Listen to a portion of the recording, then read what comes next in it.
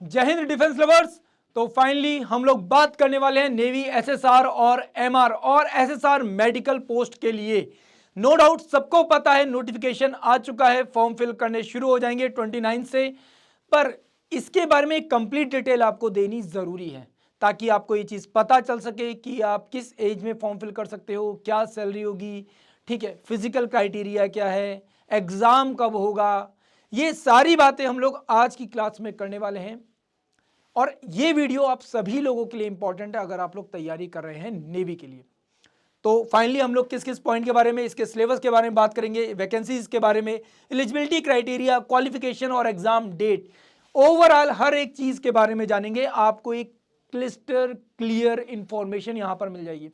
सबसे बड़ी बात, नेवी ने आने वाली 3 वैकेंसीज के बारे में क्लियर कर दिया है कि 2025 की सेकंड वैकेंसी और 2026 में आने वाली जो 2 वैकेंसीज आने वाली हैं वो दोनों भी एक साथ कर दी हैं, मतलब फर्स्ट एंड सेकंड दोनों, क्योंकि साल में 2 बार ये लोग एग्जाम लेते हैं। तो उन्होंने एक साथ 3 वैकेंसी उसका टाइम पीरियड एक साथ दे दिया, भैया लो जितने लोग फॉर्म फिल कर सकते हैं सब कर दो, है ना। तो अब आप लोग तैयार हो जाइए क्योंकि ये सुनहरा मौका है। अगर आप देश के सेवा में कुछ करना चाहते हैं, देश को अपना जीवन समर्पित करना चाहते हैं, तो इससे बेहतर मौका आपको शायद कभी जिंदगी में मिल पाएगा। तो तैयार हो जाइए। सबसे पहले जानते हैं उन सारी इंफॉर्मेशंस के बारे में जो एग्जाम के पॉइंट ऑफ व्यू से इंपॉर्टेंट हो सकती हैं। सबसे पहले बात करते हैं हम लोग नेवी एसएसआर और एमआर के रिक्रूटमेंट को लेकर। अगर हम लोग रिक्रूटमेंट को लेकर बात करें तो यहां पे हर एक चीज के बारे में जानते हैं। सबसे पहले नोटिफिकेशन नो डाउट सबको पता है, आ चुका है 21 मार्च को, ठीक है। एप्लीकेशन पीरियड अगर बात करेंगे तो 29 मार्च से लेकर 10 अप्रैल तक का आपके पास टाइम पीरियड है, आप लोग फॉर्म फिल कर सकते हैं। तो ये टाइम पीरियड ध्यान रखिएगा, आपको फॉर्म फिल कब से शुरू करना है, ठीक। एप्लीकेशन की फीस 550 रुपए और सभी कैटेगरीज के लिए एक ही फीस क्राइटेरिया यहां पे रखा गया है। सिलेक्शन प्रोसेस 2 चीजें हैं, एक आपका रिटन एग्जाम होगा, रिटन के बाद आपका फाइनली होता है फिजिकल टेस्ट एंड फिजिकल के बाद आपका होता है मेडिकल एग्जामिनेशन।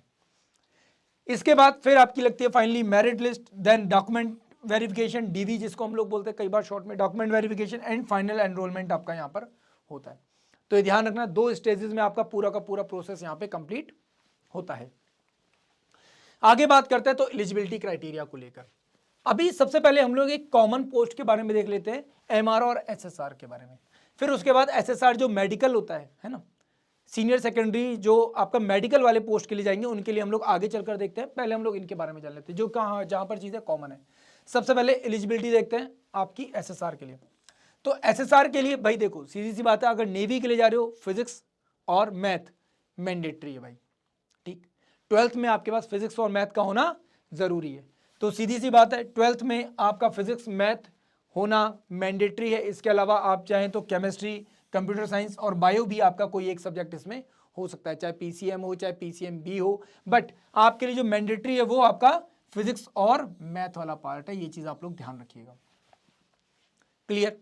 दूसरी चीज एमआर के लिए बात करते हैं। अब देखो एमआर जो है ये आपके 10th लेवल पर सिलेक्शन होता है ना। 10th लेवल पर सिलेक्शन होगा तो नो डाउट क्लास 10th आपकी क्लियर होनी चाहिए किसी भी रिकॉग्नाइज्ड बोर्ड से, बहुत सीधा सिंपल सा। इसका एग्जाम भी उसी लेवल का रहता है, ये भी ध्यान रखना। अब नो डाउट यहाँ पर जो बच्चे होंगे उनके पास एक अच्छा खासा साइंस का पेपर, साइंस का डोमेन होना जरूरी है, फिजिक्स की और मैथ की एक अच्छी नॉलेज होनी जरूरी है क्योंकि एग्जाम का पेपर अच्छा खासा आता है, ठीक। फिर एग्जाम डेट के बारे में बात करते हैं। तो अभी जो डेट दी गई है वो 25 मई 2025 दी गई है और ये एक टेंटेटिव डेट है, मे बी इसमें कुछ चेंजेस हो सकते हैं, बट फिलहाल जो डेट दी गई है वो 25 दी गई है मई, पर इसमें कुछ चेंजेस हो सकते हैं, ये चीज ध्यान रखिएगा। फिर बात करते हैं एज को लेकर। अब देखो एज को लेकर बात की जाए तो भाई यहां पर अच्छे से समझना आपके लिए जरूरी है। सबसे पहले एसएसआर के लिए एज लिमिट देख लेते हैं। तो आपको एज लिमिट सब जगह आपको पता होना चाहिए कि 2024 से लेकर 2028 के बीच में आपका बर्थ होना चाहिए। जो डेट दी गई है उन्हीं डेट्स के बीच में आपका क्या बर्थ होना चाहिए। फिर अगर बात करें 26 वाले पार्ट के लिए, है ना, 26 फर्स्ट एंड 26 का 2026 का सेकंड वैकेंसीज, क्योंकि 3 वैकेंसीज एक साथ रिलीज की है नेवी ने, इसलिए सबसे बड़ी बात तो यही है। इसलिए मैंने कहा ये एक बहुत अच्छा सुनहरा मौका है आपके लिए, ठीक। तो सबसे पहले अगर 25 का एक वैकेंसी तो जा चुकी है, तो ये 25 की दूसरी वैकेंसी है। और 26 की फर्स्ट जो वैकेंसी आएगी उसमें जो आपकी एज होगी वो 2005 से लेकर 2008 के बीच रहेगी। ठीक है, एग्जैक्ट डेट अगर देखी जाए तो 1 फरवरी 2005 से लेकर 31 जुलाई 2008 तक। एंड अगर इसको 26 में देखेंगे तो ये महीना चेंज हो जाएगा और यहाँ पे 12/2008 तक का आपको टाइम पीरियड मिल जाएगा। तो अगर आप इन एज ग्रुप में आते हैं तो उसी हिसाब से आप क्या कर सकते हैं, अप्लाई भी कर सकते हैं। नो डाउट कुछ लोग ऐसे होंगे जिनके पास एक अच्छा खासा मौका हो, तीनों के लिए कहीं ना कहीं एलिजिबल अपने आप को दिखा सकते हैं, पर कुछ लोग ऐसे होंगे जिनकी एज यहाँ पे खत्म हो रही है, तो भाई ये चीज़ आप देख लो अपने हिसाब से, है ना। तो उसी हिसाब से आप यहाँ पे क्या कर सकते हो, एप्लीकेबल हो सकते हो। फिजिकल रिक्रूटमेंट को लेकर बात कर लेते हैं, जो कि ज़रा ज़रूरी है, क्योंकि कई बार क्या होता है हम लोग सोचते हैं कि यार एग्जाम के पहले देंगे फिर फिजिकल करेंगे, फिजिकल पहले से शुरू। भाई फिजिकल आप अभी से शुरू कीजिए, आपके पास टाइम है। अगर आप क्लास 12th दे चुके हो, एग्ज़ाम दे चुके हो या देने वाले हो, जो भी है, पर मैं आप लोगों से रिक्वेस्ट करूँ प्लीज़ फिजिकल अपना अभी से तैयार कीजिए। अगर आप फिजिकली स्ट्रांग नहीं हो तो आप ये सोचोगे 1 महीने 2 महीने में आप फिजिकली तैयार हो जाओगे, आप नहीं हो सकते। आप लोगों से जो भी फिजिकल रिक्वायरमेंट मांगी गई है वो बहुत बेसिक रिक्वायरमेंट है। ये वो एक्सरसाइजेज हैं जो आप अपने घर में कर सकते हो, किसी भी नॉर्मल पार्क में जाकर कर सकते हो। तो क्या क्या मांगा गया है, सबसे पहले तो आपकी हाइट को लेकर बात की जाती है। ठीक है, 157 सेंटीमीटर मांगी गई है क्या लड़कों से, और 152 सेंटीमीटर मांगी गई है फीमेल से हाइट।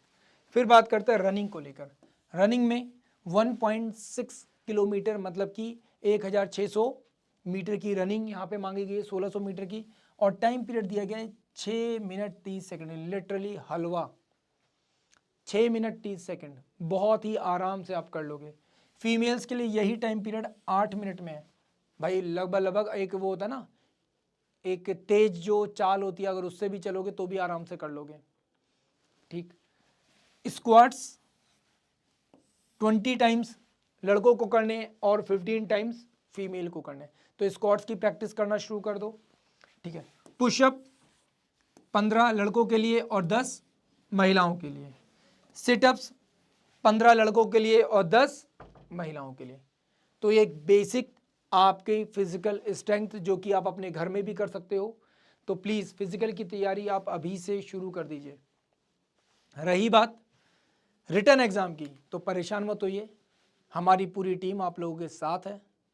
ठीक है, आपका सिलेक्शन करवाना हमारी जिम्मेदारी है, पर उस जिम्मेदारी में आपका सहयोग सबसे ज़्यादा है, क्योंकि आप जितना ज़्यादा हमारे साथ लगोगे, जितनी लगन के साथ तैयारी करोगे, उतना ज़्यादा आपके लिए बेहतर है, उतना ज़्यादा आपके लिए क्या है, बेहतर है। तो हमारी टीम आपके साथ रहेगी, हमारी टीम आपको लगातार गाइड करती रहेगी, मैं आप लोगों के साथ रहूँगा, मैं भी आप लोगों को गाइड करता रहूँगा। पर बेटा तैयारी करनी आपको है, एग्ज़ाम देना आपको है, फिजिकल करना आपको है, तो बेटा प्रैक्टिस भी आपको ही करनी पड़ेगी। टीचर आपको गाइड कर सकता है, मोटिवेट कर सकता है, पढ़ा सकता है, लिखा सकता है, आपके जो भी डाउट है वो सब क्लियर कर सकता है, पर फिजिकल के लिए मैं थोड़ी आपके घर पे आऊँगा, मैं थोड़ी आपका हाथ पकड़ के उठाऊँगा, बेटा उठो चलो रनिंग के लिए, समझे। तो प्लीज़ जितने भी लड़के और लड़कियाँ तैयारी कर रहे हैं, प्लीज़ इस चीज़ को ध्यान रखो, फिजिकल की तैयारी अभी से करो, रिटर्न के लिए हमारी टीम आपके साथ खड़ी रहेगी। एंड बाकी कोई भी किसी को भी डाउट होता है तो भाई मैं आपके साथ हूँ, परेशान मत होना। सबसे पहले बात करते हैं यहाँ पे जो भी नेवी में अग्निवीर जा रहे हैं उनकी सैलरी क्या रहती है। तो देखो एक इनिशियल जो पैकेज होता है वो आपका आता है क्या, 30,000 पर मंथ का आपका क्या बनता है, यहाँ पे पैकेज बनता है। ठीक है, एंड ईयरली बेसिस पर इसमें इंक्रीमेंट्स एंड बाकी के जो अलाउंसेज होते हैं, जो बेनिफिट होते हैं, वो भी आपको टाइम टाइम पर मिलते रहते हैं। ठीक है, क्लियर, सिंपल सीधी सी बात है, ऐसा कुछ नहीं है, एक अच्छी सैलरी आपको यहाँ पर मिलती है। तो एसएसआर और एमआर अगर दोनों के एग्जाम को लेकर बात करते हैं तो भाई एग्जाम का पैटर्न कैसा है, किस तरीके के क्वेश्चन आ रहे हैं, कितने नंबर हैं, ये सब भी पता होने जरूरी है। तो सबसे पहली चीज अगर हम लोग बात करते हैं एसएसआर को लेकर, तो नंबर ऑफ क्वेश्चन 100 है, 100 क्वेश्चन, हर क्वेश्चन का 1 नंबर है। दूसरी चीज बाइलैंग्युअल पेपर होगा, इंग्लिश और हिंदी दोनों में होगा, ऑब्जेक्टिव लेवल पर है, ऑब्जेक्टिव लेवल पर मतलब टिक मार्क लेवल पर पेपर होगा पूरा का पूरा। आपका इंग्लिश, साइंस, मैथ और जनरल अवेयरनेस, ये सारे के सारे सेक्शन आपके एग्जाम में देखने को आपको मिलेंगे। और ध्यान रखना मैथ और साइंस वाला जो पार्ट होता है वो 12th बेसिस पर होगा, तो प्लीज इसके लिए तैयार रह जाना। ठीक, एग्जाम का स्टैंडर्ड क्लास ट्वेल्थ का जो आपका सिलेबस होता है बिल्कुल वही होता है, ध्यान रखिएगा। कौन सा? क्लास ट्वेल्थ का जो आपका सिलेबस होगा बिल्कुल वही यहाँ पे आपका होगा, तो इस चीज़ को ध्यान रखिएगा। दूसरी चीज़, फॉर्म फिलिंग के लिए या इससे जुड़ी हुई और जो इन्फॉर्मेशन है उसके लिए आप क्या करोगे, आप joinindiannavy.gov.in पर जाकर क्या कर सकते हो, इसको और ज़्यादा अच्छे से देख सकते हो, समझ सकते हो, और आपका फॉर्म भी यहीं से फिल होगा। तो क्लास ट्वेल्थ का जो आपका सिलेबस था एनसीईआरटी बेस्ड, उसी को आपको क्या करना है, फॉलो करना है। इसका सैंपल पेपर नेवी ने ऑलरेडी आपको अवेलेबल करवा दिए हैं, प्लीज़ उसको भी आप लोग देख सकते हो वेबसाइट पे जाकर। ठीक, तो ये चीज़ें आपको पता चल गई। एक चीज़ और इंपॉर्टेंट है, वो भी आपको पता होनी चाहिए, वो क्या है, वो है आपका पासिंग मार्क्स। अब देखो, उससे पहले नेगेटिव मार्किंग भी पता कर लो कि भाई नेगेटिव मार्किंग में क्या होगा, नंबर कट सकते हैं, पेनल्टी लगेगी। क्या लगेगी? पेनल्टी लगेगी। ये चीज़ ध्यान रखना। क्लियर? ईच सेशन में भी कहीं ना कहीं आपका पास होना जरूरी है, ये चीज़ ध्यान रखना। मतलब आप चाहे कितने ही महारथी हो, आप ये सोचो सर मैं केवल मैथ्स के भरोसे एग्जाम दूंगा, इंग्लिश के भरोसे एग्जाम दूंगा, नहीं भाई। आपको हर सेक्शन को पास करना जरूरी है और ओवरऑल पास करना भी जरूरी है, तो ये चीज़ ध्यान रखना। और जब भी आप तैयारी करो, चाहे किसी भी एग्जाम की तैयारी करो, किसी भी सब्जेक्ट को तैयार करो, तो आप एक चीज़ ध्यान रखो कि आपको अपने अंदर इतना काबिल बनाना है कि हर एग्जाम में, हर सब्जेक्ट में आप मोर देन 50% अपने आप को रखो। अगर आपने हर सब्जेक्ट में अपने आप को 50% से ज़्यादा रखा है, तो जो सब्जेक्ट आपका स्ट्रॉन्ग है वो आपको पुश करेगा बहुत अच्छा खासा, और जो सब्जेक्ट आपका वीक है ना, वो आपको फेल होने से बचा लेगा आराम से। समझे? सेम अगर हम लोग बात करते हैं यहाँ पर एमआर को लेकर, है ना, तो यहाँ पे अगर बात करें तो सेम यहाँ पे बस क्वेश्चन नंबर हो जाएंगे कितने, 50। एक क्वेश्चन का 1 नंबर, इंग्लिश और हिंदी दोनों में ये पेपर होगा, ऑब्जेक्टिव बेसिस पर होगा। ठीक है, दूसरी चीज, पेपर के 2 सेक्शन होंगे, एक साइंस और एक मैथ वाला पार्ट, और दूसरा होगा जनरल अवेयरनेस वाला पार्ट। मतलब कि यहां पर इंग्लिश आपसे नहीं पूछी जाएगी, यहां पर इंग्लिश आपसे नहीं पूछी जाएगी। दूसरी चीज अगर यहां पे बात की जाए तो पेपर का लेवल क्या होगा, 10th लेवल का होगा, है ना। कौन सा? 10th लेवल का पेपर होगा, और इसके भी सैंपल पेपर आप लोग joinindiannavy.gov.in पर जाकर देख सकते हो, और यहीं से आपका फॉर्म भी फिल होता है, मैं आपको पहले बता चुका हूं। ड्यूरेशन ऑफ एग्जाम यहाँ पे 30 मिनट्स और यहाँ पर 1 घंटे का था, जैसा कि आपको दिख रहा है। ठीक, यहाँ पे अगर बात करें तो नो डाउट यहाँ पर भी सेम चीज़ है, आपको पर्टिकुलर सेक्शन में पार्ट्स होना जरूरी है, एंड एग्रीगेट मार्क्स भी आपके क्लियर होने जरूरी है। पेनल्टी यहाँ पर भी सेम है, 1/4, मतलब कि 1 नंबर में 1/4 मतलब 0.25 की यहाँ पर क्या है, नेगेटिव मार्किंग आपकी रहेगी। तो ये चीज़ आप लोग यहाँ पर ध्यान रखिएगा। अब बात करते हैं हम लोग एसएसआर मेडिकल वाले के लिए, मेडिकल असिस्टेंट के लिए जो लोग जाते हैं उनके लिए बात करते हैं। देखो कंडीशन वही है, वही सेम टाइम पीरियड पर फॉर्म फिल होगा, वही सेम क्राइटेरिया है, सारी चीज़ें वही हैं, पर यहाँ पर थोड़ा सा फर्क पड़ जाएगा। इन लोगों से डिमांड क्या होगी, इन लोगों से डिमांड होगी कहीं ना कहीं बायो की।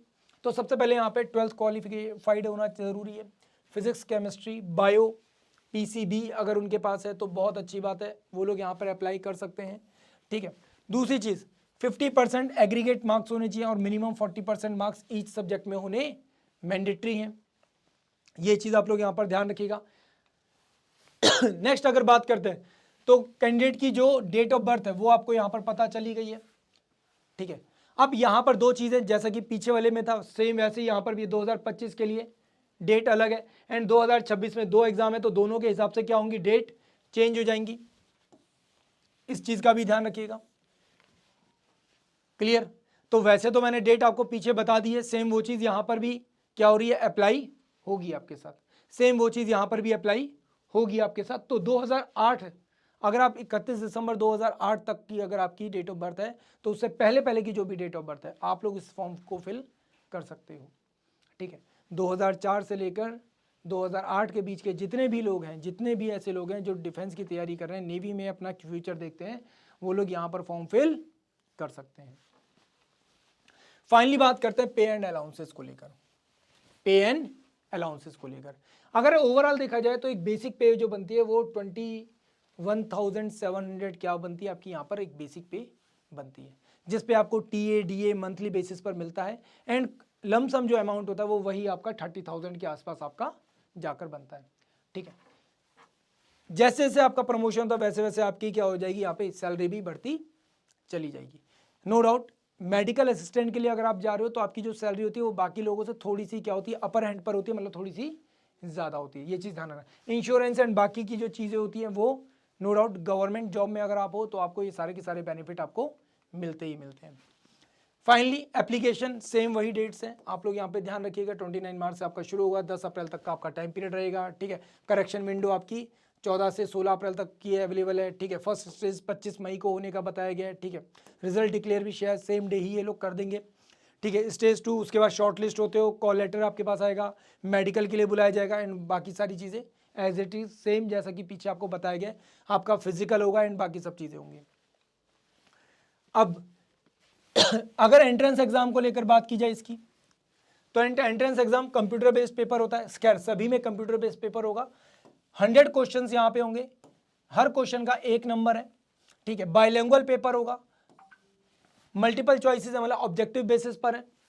दूसरी चीज यहाँ पर जो सेक्शन है वो 4 सेक्शन होंगे, इंग्लिश, साइंस, बायो, क्योंकि आप मेडिकल फील्ड के लिए जा रहे हो इसलिए बायो का इंफॉर्मेशन आपकी होनी जरूरी है, and journal awareness. Clear. Paper का स्टैंडर्ड 12th लेवल का होगा, इस चीज को भी आप लोग यहाँ पे ध्यान रखना। एंड इसका सैंपल पेपर अगर आप लोग देखना चाहते हो तो अगेन joinindiannavy.gov.in पर जाकर आप लोग इसको देख सकते हो। पेनल्टी की बात की जाए तो अगर आप लोगों ने गलत आंसर लगाया तो 0.25 की यहाँ पे आपको क्या मिलेगी, पेनल्टी भी देखने को मिलेगी। आपको अपने पर्टिकुलर ईच सेक्शन के साथ साथ एग्रीगेट में भी पास होना जरूरी है, ये क्या है एग्जाम का क्राइटेरिया। फीस सेम वही है, 550 रुपीज़ यहाँ पर क्या है आपकी फीस है, क्या चाहे आप किसी भी कैटेगरी से बिलोंग करते हो। क्लियर। नेक्स्ट अगर बात करें जितने भी लोग हैं जिनके पास एनसीसी सर्टिफिकेट है तो उनको एक यहाँ पे एक अपर हैंड मिल जाता है, ठीक है, कि आपको कुछ पर्टिकुलर मार्क्स बाद में एक्स्ट्रा मिल जाएंगे, ठीक है। At the time of final merit वहाँ पर कुछ ना कुछ आपको बेनिफिट मिल जाता है, इस चीज़ का ध्यान रखिएगा, ठीक है। शॉर्ट लिस्टेड कैंडिडेट्स को बुलाया जाएगा एंड बाकी सब चीज़ें उनकी जो भी डॉक्यूमेंटेशन होंगे उनको वेरीफाई किया जाएगा, वो सब चीज़ें। रनिंग सेम जैसा कि मैंने आपको बताया था, सेम वही रनिंग है, ठीक है। 1600 मीटर की जो कि 6 मिनट 30 सेकंड में करनी है। स्क्वाट्स आपको लगाने हैं, ठीक है, 20, पुशअप्स 15 एंड बैंड या सिटअप्स जिसको हम लोग कहते हैं 15। तो ये सभी के लिए क्या है सेम क्राइटेरिया रखा गया है, इस चीज़ को आप लोग ध्यान रखिएगा। तो फाइनली ये थी आपकी कंप्लीट इंफॉर्मेशन नेवी एसएसआर को लेकर, एग्जाम सिलेबस जितना इजी हो सकता था उतना इजी मैंने बताया। अब रही बात कि कोई कहेगा सर 12th लेवल का बेटा तो एनसीईआरटी की बुक उठाओ, सिलेबस में जो कुछ मैथ दे रखा है, जो कुछ साइंस आपको दे रखा है वही फिजिक्स आएगी आपके सामने, वही बायो आएगी, वही मैथ आएगा जो 12th स्टैंडर्ड में आप लोगों ने सीबीएसई बोर्ड या फिर एनसीईआरटी की किताबों में पढ़ा है, एग्जैक्टली सेम वही रहेगा, ठीक। एंड चिंता मत कीजिए, मैंने जैसा कि कहा कि हमारे फैकल्टीज़ आप लोगों के साथ रहेंगे, वो आपको हर तरह की इंफॉर्मेशन आपको अवेलेबल करवाते रहेंगे।